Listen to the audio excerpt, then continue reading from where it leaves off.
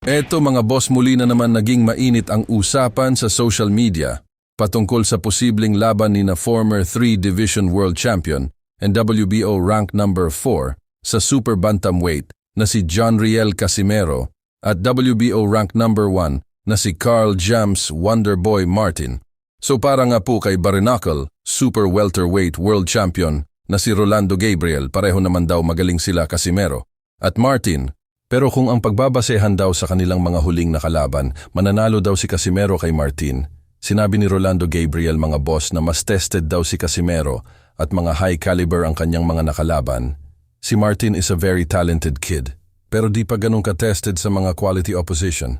Sinabi rin ni Rolando Gabriel na pareho siyang supporter at fan ni na Casimero at Martin. But in boxing kasi minsan you can't judge the matchup using the data, kasi everything can happen in a fight. But if we will judge this matchup based on the data, medyo dehado si Martin. So hindi inalis ni Rolando Gabriel ang posibleng mangyari kung maglaban sina Casimero at Wonderboy sa boxing. Kasi pwede kang masilat dyan maski na ikaw ang liyamado.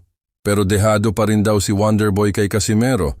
Pero para naman kay Wonderboy mga boss, ay handa na siya kila Casimero at Naoya Inoue. So may bali-balita kasi mga boss na maglalaban sila Wonderboy at Alan David Picasso.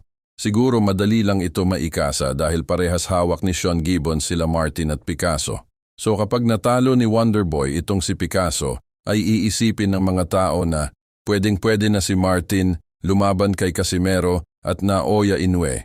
Kung matatandaan ang laban nila Picasso at Inoue sa Riyadh season mga boss, hindi napabagsak ni Inoue itong si Picasso. Bagamat panalo si Inoue sa isang unanimous decision, ay hindi nga po natin yon matatawag na isang napaka-impresebong panalo. So abangan po natin ang salpukang Wonderboy versus Picasso.